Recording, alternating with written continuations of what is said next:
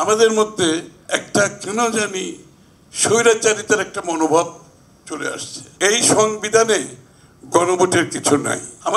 আমাদের সমস্যা হচ্ছে শেখ হাসিনা 15, 16, 17 বছর এই দেশটা শাসন করে আমাদের মধ্যে একটা কেন জানি স্বৈরাচারিতার একটা মনোভাব চলে আসছে। আমরা মনে করি যে আমার দফা, আমার দাবি, আমার চিন্তা না থাকলে তাইলে কিন্তু আমাদের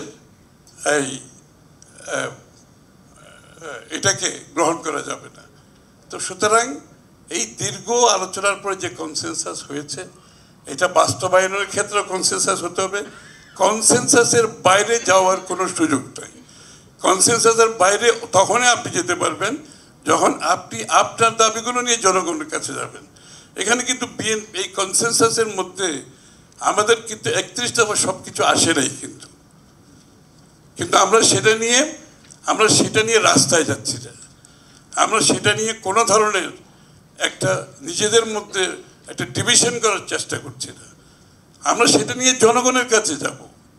আমাদের যে বিষয়গুলো কনসেনসাসে আসে নাই, আমরা কিন্তু আগামী নির্বাচনে সেইগুলোই আমরা জনগণের কাছে যাব এবং যতটুকু ঐক্যমত হয়েছে এটা তো আমরা বাস্তবায়ন করবই। আর যেগুলো তো ঐক্যমত হয় নাই সেগুলো আমরা জনগণের কাছে নিয়ে যাব। জনগণ যদি আমাদেরকে ম্যান্ডেট দেয় সেটা আমরা বাস্তবায়ন করব। কিন্তু আমি এই মুহূর্তে ঢাকায় বসে কতগুলো রাজনৈতিক দল বসে আমরা বাংলাদেশের ভবিষ্যৎ নির্ধারণ করব, ভালো মন্দ নির্ধারণ করব, সেটা তো হতে পারে না। সেটা আপনি জনগণের মতামত নিতে হবে। যে জনগণের মালিকানার জন্য 17 বছর মানুষ ত্যাগ স্বীকার করেছে, আপনি এখন মালিক নিজে হয়ে যাচ্ছেন কেন? মালিক তো জনগণ।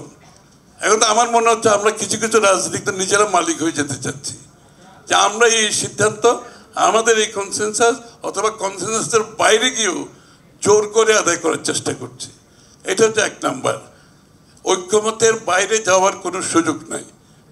The chapter is closed.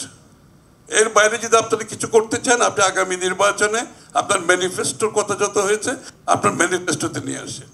আপনি ম্যানিফেস্টোতে জনগণের ম্যান্ডেট নিয়ে সংসদে আসেন। এইখানে অন্য দলের উপর চাপিয়ে দেওয়ার চেষ্টা করবেন না, দয়া করে। আপনার চিন্তা, আপনার ভাবনা অন্য দলের উপর চাপিয়ে দেওয়ার চেষ্টা করবেন। আপনি আগামী নির্বাচনে জনগণের কাছে যান, ম্যান্ডেট নিয়ে সংসদে আসেন, পাশ করেন। আরেকটা বিষয় হচ্ছে এখানে আরেকটা বিষয় হচ্ছে গণভোট। আরেকটা বিষয় আসছে এটা গণভোট। গণভোটটা কি ব্যাপার? এই যে আজকে যে সরকারটা ক্ষমতা, অন্তর্বর্তী সরকারটি আছে, এই সরকারটা কিন্তু বর্তমান সংবিধানের পরিপ্রেক্ষিতে এই সরকারটা হয়েছে। বর্তমান সংবিধানের এটাকে মাথায় রেখে কিন্তু বর্তমান অন্তর্বর্তীকালীন সরকার শপথ নিয়েছেন বর্তমান সংবিধানকে নিয়ে, এবং এই সংবিধানে গণভোটের কিছু নাই। এই সংবিধানে গণভোটের কিছু নাই। আপনাকে যদি গণভোট করতে হয়, আপনি বাংলাদেশের বর্তমান সংবিধান অনুসারে আপনাকে আগামী দিনে যে সমস্ত দল তাদের ইচ্ছার রূপরেখা থাকতে পারে, প্রস্তাব থাকতে পারে, তাদেরকে জনগণের ম্যান্ডেট নিয়ে সংসদে এসে সংসদে পাশ করার পরে সেই বিষয়গুলো গণভোটে যেতে পারে। সংসদে পাশ করার আগে গণভোটের কোনো প্রভিশন বর্তমান সংবিধানে নাই। এবং আমরা অনেক কিছু চাইতে পারি, আমাদের সব ইচ্ছা পূরণ আমরা ঢাকায় বসে ঐক্যমত কমিশনের মাধ্যমে সমাধান যদি না হয়, এর একমাত্র সমাধান আপনি জনগণের কাছে গিয়ে এটা সমাধান করতে হবে। এই স্পিরিট যদি না থাকে, এই স্পিরিটের বাইরে গিয়ে যদি আবার ওই চাপিয়ে দেওয়ার একটা মনোবৃত্তি হয়, এটার জন্য আবার রাস্তায় গিয়ে আন্দোলন করতে হয়। আমি বলি যে প্রতিবাদের সকলের অধিকার আছে, কিন্তু আমরা যে জায়গায় এসে দাঁড়িয়েছি, বাংলাদেশের মানুষ সাংঘর্ষিক রাজনীতি দেখতে চায় না।